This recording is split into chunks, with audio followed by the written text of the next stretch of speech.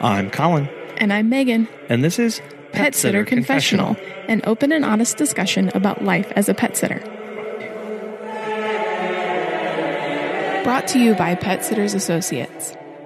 Welcome everyone to episode 96, where today we are going to talk all about saying yes. We appreciate you listening to this episode, and if you're not already subscribed, feel free to hit the subscribe button wherever you're listening to this right now. But first, we wanted to do an update and some follow-up from last week's episode. So last week, we did an Ask Us Anything, and thank you so much to everybody who sent in questions and for all the wonderful feedback. So one of the updates that we want to talk about, and it's actually an ongoing update for us, we've talked about goal settings in episode 19, and then a follow-up to that in episode 77. Well, we are here to celebrate that we passed one of our goals for 2020, which was actually gaining and passing 100 clients for our new service area. Which was pretty crazy because of the pandemic and everything that's gone on the past 5 months. But we've really seen a resurgence of new clients the past, I would say, about 6 weeks. And so we were able to pass that 100 client goal. So that's pretty exciting. Yeah. And here's to many more for the rest of the year, I guess. Yeah. And so we hope that you guys are able to reach some of your goals that you have set for this year as well. We know that this year has been really, really crazy, and we just kind of want to move on to 2021. But hopefully you're still able to achieve some of them that you set for yourself and your business. Let us know how your goals are coming along for the year. We also wanted to do an update about a question from last week about what we were doing to prepare for the future and what kind of our outlook was. So part of looking to the future is looking to other industries, especially for us pet sitters. And one of the biggest driving factors for our busy seasons is the travel industry. So looking ahead, what does the 2020, 2021 travel seasons look like? Obviously, travel is light years away from pre-pandemic levels, but it's slowly starting to creep back in. We are seeing people going camping a lot more right now. That's a way to socially distance and to kind of get out of your home for a weekend or two. Right. But there are three major sectors that are seeing a positive outlook. And the first one of those are planes. So right now, at least here in the US, airports are the busiest that they have been in 5 months. Can you believe that? 5 months. Recently, TSA screened nearly 832,000 people over one weekend at airport checkpoints, which is first time it's done that since middle of March. And so that should tell us that people are slowly becoming more comfortable traveling and more likely to get out there, whether it's just for a weekend or possibly long trips. The second major factor here are hotels. So what are hotel bookings looking like? Well, recently, the Marriott CEO, Arne Sorensen, said, "We see folks are increasingly willing to step out and travel," which is great for us. Now, they did see their worst earnings last quarter, Q2, but that means it can only go up from here. And so 91% of Marriott's global properties are now open, which is amazing, with the China properties leading the charge. So as people become more comfortable, as people have better ways of practicing social distancing, disinfecting rooms, all of that, we're going to see hotels bookings go up and up. So some things that some market watchers are saying is that in terms of pace of recovery, leisure travel is going to lead corporate travel. So when it comes to marketing our services, make sure we're including leisure travel terms as opposed to talking to corporate people. For example, when you're talking to potential clients, you might want to suggest weekend trips to the lake while it's still warmer weather, or just even statewide travel versus catering to the business clients who are not really going to be traveling for conferences and everything. And we just had a few CEOs of the pet care conferences on, and they've all gone online now. So that is happening as well throughout the business world. And then finally, and this was probably the area of travel that really took the biggest hit the fastest, are cruises.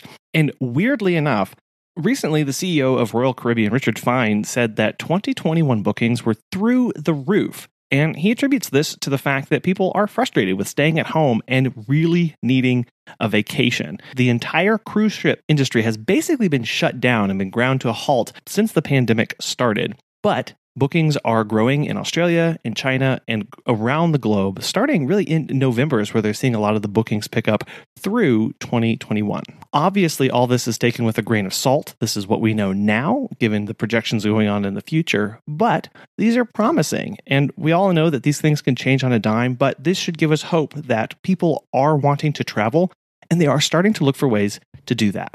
So now on to our main topic today of saying yes. We have covered saying no. About 2 weeks ago, we talked about saying no, setting some clear boundaries.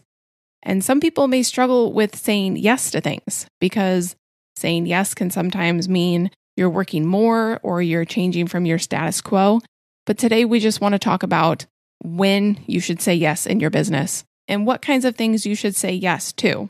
Sometimes we get afraid to say yes to things because of the unknown or we feel inadequate. And we're not saying you should say yes just to please people or until you're burned out. That is not a good thing. That's not healthy. That's why we had that entire episode on saying no, was to avoid that very thing. And we're also not saying that you should say yes to everything. Saying yes is about bringing about good things and good people into your business, things that you want, things that you need. Yeah, the idea to talk about this topic was really Megan's idea, and I thought it was a very interesting approach to this because it does take us from a no mindset into a yes mindset, and so many times we do focus on saying no, and I think that is because we as an industry, we are caregivers, so we really like to say yes.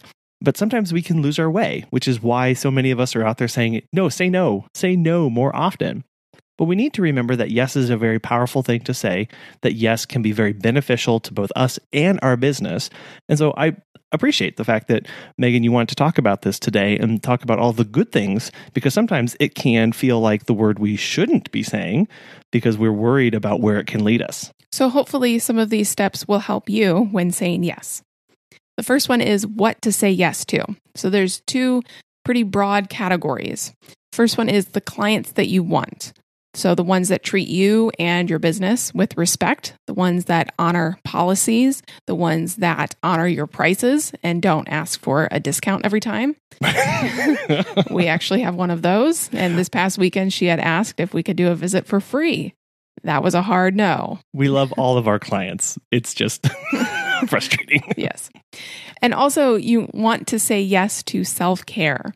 And this looks different for everyone, but ultimately it means more time for yourself to do the things that you want to be doing, whether that's a vacation, meditation, prayer, whatever that looks like for you, saying yes to more self-care. So part of saying yes to these things includes saying yes to boundaries, which we have talked about quite a lot and many people talk about as well. But setting appropriate boundaries means you are saying yes to those. Now, that inherently means you say no to some things, but you have got to put those boundaries in place and affirm those and have those in black and white so you can be reminded of them. You should also say yes to new opportunities. That could mean being featured in a local magazine or a newspaper, having a new service area. And then what do you want to change about your services? Do you even want to change them? If so, say yes to that. Also say yes to things that let you run your business the way that you want to. It is your business. You can say yes, you can say no, but say yes to more money, say yes to less time working in your business, say yes to less hassle, say yes to better clients and awesome staff. But how do you know what these things are? Are they in your mission statement? Do you even have a mission statement? And the really important thing here is, do you have a mission statement for your business? And do you have a mission statement for your personal life? Here, what we're trying to arrange what we find most important in our life and in our business's life and align those. And so if you don't have something like this, you will say yes to everything. If you don't know, what do they say? If you don't know what you stand for, you'll fall for anything. Mm-hmm. This is where the rubber meets the road on that. Having the statement, yes, it's for others to know, but really, more importantly, it's to remind you of where your values are, what you want to accomplish in this life. That mission statement can help you. And whenever you have that in place, it's easier to know when to say yes to things. Our mission statement for our personal pet business is love all dogs, love all people, serve both with excellence. And so we say yes to things that align with that. We say yes to things that allow us to do that better every single day. That could be new training. That could be a new service that we provide. That could just be we say yes to allowing more time to love on a dog during a visit. Those are the things that allow us to say yes. And that's kind of our guiding principle through everything that we do. Why do you think we should say yes? Because it's good for you. Yeah, it's good for you and for your business. We all want more of what's good for us. We all want to gain confidence. When you say yes, you can discover new skills, you can learn, you can grow, and it really gets you out of your comfort zone sometimes. Right. I love that you said it helps you gain confidence, because many times we act in our business, act in our personal life out of fear for not being confident enough. And so when we start to open ourselves to the possibility of saying yes, that starts triggering this, okay, I said yes to that one small thing and the world didn't end. Okay, I feel a little bit better about myself because I was able to handle that situation and that I said yes to. And obviously you have to go into the situations with as much information as possible when you do this, but you will never gain that experience. You will never gain that confidence if you always say no to new things. And so that confidence part is so huge, and I think is just really important in this conversation. Before we talk about how we say yes, we have a message from our sponsor. As pet care professionals, your clients trust you to care for their furry family members. Pet Sitters Associates is here to help. For over 20 years, Pet Sitters Associates has provided thousands of members with quality pet care insurance. If you work in the pet care industry, or you want to make your passion for pets into a profession, you can take your career to the next level with flexible coverage options, client connections, and complete freedom in running your business. Learn why Pet Sitters Associates is the perfect fit for you and get a free quote today at petsitllc.com. You can get a discount when joining by clicking Membership Pet Sitter Confessional and using the discount code CONFESSIONAL at checkout to get $10 off. Check out the benefits of membership and insurance once again at petsitllc.com. So, how do we say yes? Well, I think that's pretty simple. You just say yes. Oh, but that's scary. Well, it can be. But if you do it on your own terms, if you do it on your terms versus somebody else's terms, it's a little less scary. Right. And that comes down to that confidence. And that confidence comes from having that mission statement. So you know you can say yes to things confidently because it aligns with what you believe and what you want the outcome to be. Yeah. A lot of people get caught up in the pros and cons list, which is a good thing to do. But many times we don't, or we aren't able to take into account all of the possible options or outcomes because a lot of times they're infinite. So we end up saying no out of caution. And this isn't a knock against doing a full-on analysis of a decision, but you ultimately should be aware of the limitations of gathering information and that no one can ever take everything into account. Like I just said, there are an infinite number of possibilities. So build a good support team around you and have people that will come alongside you and help you make those decisions. Remember that decision trees are only as good as the info that is going into them. So don't get caught up on all kinds of solutions. Obviously, you need to look at the data and the numbers, but you can't always take into account intangible things when deciding to say yes. So things like, will this make me happy? Is a good question to ask. And know that as we begin to open ourselves up, we start stepping out in more confidence as we are anchored in the whys. You may get burned. We've all been there, whether that means that you end up overextending yourself one weekend. Maybe the opportunity that you said yes to just didn't work out or wasn't as good as it first appeared. Or maybe that person you said yes to hiring didn't work out. And we've heard stories of that as well. A lot of times, unfortunately.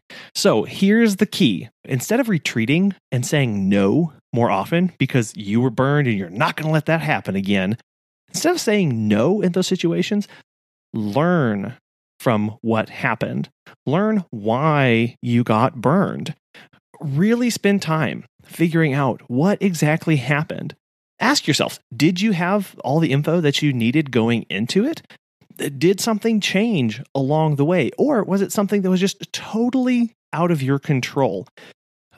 Don't let the bad things that happen when you say yes inhibit you from saying yes again in the future. When you are able to reflect on what happened, when you are able to put in that time, that is what starts this gaining confidence. It starts flexing that muscle a little bit so that you can say yes with more surety next time. Right, because no two situations are the same. If you're hiring, no two people are the same. If you are serving a client, no two clients are the same. And with that, so who are we saying yes to? Say yes to the clients you want, especially those that respect you. And to do this, think of the top 5, 10 clients that you have. What if you got 20 more of them? Wouldn't that be awesome? Wouldn't it be great if you had 20 more of your top clients in your business? Would you say yes to them? Would you be able to say yes to them, to bring them on, to serve them? I think we would all want that. Seek out those kind of clients. Think about who exactly your client is. Build that profile. Build that data that you have on the people that you want, and then start saying yes to them more. And the biggest one of who we are saying yes to is ourselves. This is probably the one that's most neglected and the one that needs the most care, actually, because we do get burned out in this business. We do not take time for ourselves, but we need to say yes to ourselves more. It's about taking more time for self-care because everybody in this business wants to be working less and getting paid more. And again, here we are anchoring ourselves in that mission statement. So we're saying yes to the right things. Many times we feel like we just have to say yes to everything. And when you're saying yes to everything, you end up saying no to yourself because we never leave enough time for ourselves. We never leave enough time for ourselves when we are so busy saying yes to everything else. We need to be top of the line there for who we're saying yes to, and then saying yes to the right things. It's not just that we say yes to everything that comes across our plate. We're not yes people. We are the right yes people to ourselves. I did want to take a brief aside here to talk about employees. Here we are discussing about saying yes to ourselves and who we say yes to and all of that. But what if you have employees in your business? Are they empowered to say yes?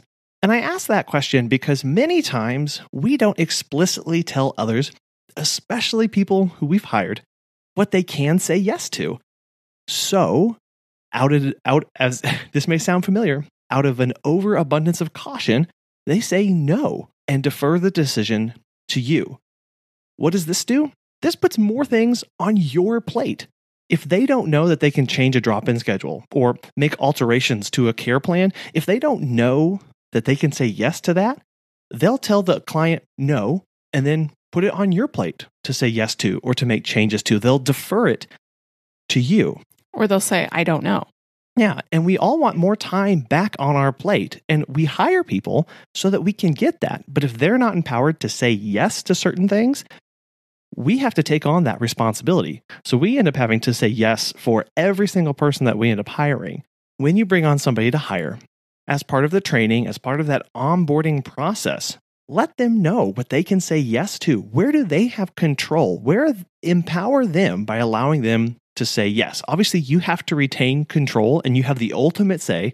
Nobody's taking that away. But by giving some decision making down to them and allowing them to say yes to certain things, that actually shuffles things off your plate as you trust them. You empower them by trusting them and giving them that wonderful tool of saying yes to things so you don't have to worry about it. The final component of saying yes is when to say yes. Everything here really boils down to two things. The first one is when you want to learn. So you want to learn a new skill in your business. If you want to become a dog trainer, the past 5 months have probably really allowed you to do that. And the second thing is when you want to grow. So when you want to grow your business, you want to get more clients, you want to get the right clients, you can say yes to those things. This is all about switching your mindset around. If you are saying no to something, think of it as you are saying yes to something else. For example, if you have a client that wants to book last minute, but you say no, you are then saying yes to a little more free time to work on yourself or your business. It's really all about perspective here. Which is huge because again, we get wrapped up in our brain about what if we say yes to the wrong thing or no to the right thing? We need to get out of that headspace and realize that everything that comes across our plate for a decision is an opportunity. When we say yes to things, we're saying no to other things. Conversely, when we say no to something, we say no to that last minute client, we are inherently saying yes to separate opportunities. More free time, less headache dealing with a last minute client, and more opportunities on the other end. And I love this quote. I don't remember who said it, but the quote is, saying yes is a tiny word that can do big things. Big things in your business, big things in your personal life. We can't forget here that when we are operating as a business, we are inextricably linked to the business with our personal goals, our personal values, the outcomes that we want. And that when we say yes to things in our business, it means it will affect us personally. And so these big things, these big opportunities are made possible by being able to step out in courage, by being able to step out in confidence and say yes to them and then learn from that experience. So what is the best yes that we've said in pet care? For us personally, I think it's when we made the move here to Missouri, we said yes to daycare and boardings. Previously, when we were in Texas, we had been doing drop-ins, dog walks, house sits. And we have kids now, young kids. And so that's really not possible anymore. And so we had done a little bit of boarding. We had never really done daycare, but we said yes to those things. And it's been really great. Yeah. It has allowed us to be home more, to be with our kids more. Mm-hmm. And so saying yes has allowed us to have the best of both worlds, to be home and to be with dogs. Right. Yeah. I mean, as we were recording this, we just came out of a weekend where I was doing a house sit and then multiple drop-ins for the entire weekend. And it was a reminder of why we said yes to doing boarding and daycares in our home, and that is our primary focus. Because when we said yes to doing the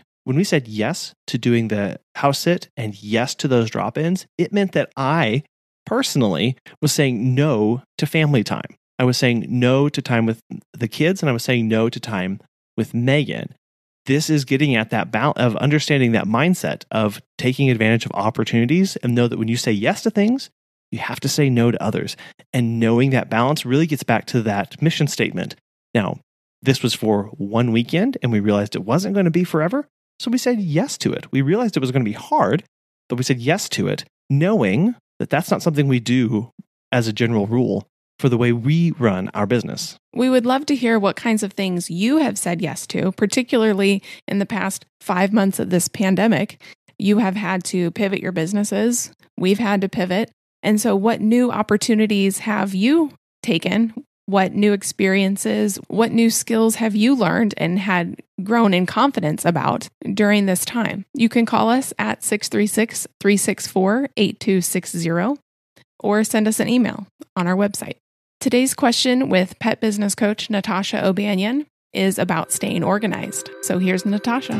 How do you go about keeping yourself and your employees and staff organized? Time schedule. Time schedule is so great. So the thing about being a self-employed person or entrepreneur is you have to act like you would act if you were still in any of your old day jobs. You know, what do you do when you clock in at 9 o'clock in the morning? What do you do after this task? What do you do at 10 o'clock? What do you do at 12 o'clock? When do you eat? When do you feed yourself? You know, when do you stop running around? When do you get some air conditioning? You have to be on a time schedule, and that way you know what you're doing, the employees know what to do, and they also know what's expected. If you're just winging it and rolling up and it's like, oh yeah, we'll see us on books at 12, okay. All right, maybe tomorrow at 10. Let's talk about deeper like time windows. That's why time windows are so important. First AM shift goes out between 10 and 12. So if you want to do a morning walk, it's going to be 10 and 12. I've had clients that I've coached that, you know, say, oh, we take some at 7, then we take some at 9, and then we take some at 11. And I'm like, wait, what? I'm like, so if someone calls you, what do you tell them? We're like, we just take whatever time they say. And I said, well, what if like 5 will want 9 o'clock? What do? You can't be everywhere at 9 o'clock. They're like, oh, we just like try our best and then, you know, just go from there. And I'm like, what the heck? Right? So you got to have time windows to say, what's your morning window, 10 to 12? What's your midday window, 12 to 3 or 11 to 3? What's your evening window? We'll be there between, 6 and 9. So keeping your expectations clear, keeping your system clear is going to keep your business clear. No one likes going to work where they're like, I don't know what these people want out of me. I don't know what I'm really doing. I'm just here. I think I'm doing a good job. I think I'm walking properly. Nobody wants that feeling. So putting your expectations very clear, making your system clear so everyone's always on the same page, you and the customer.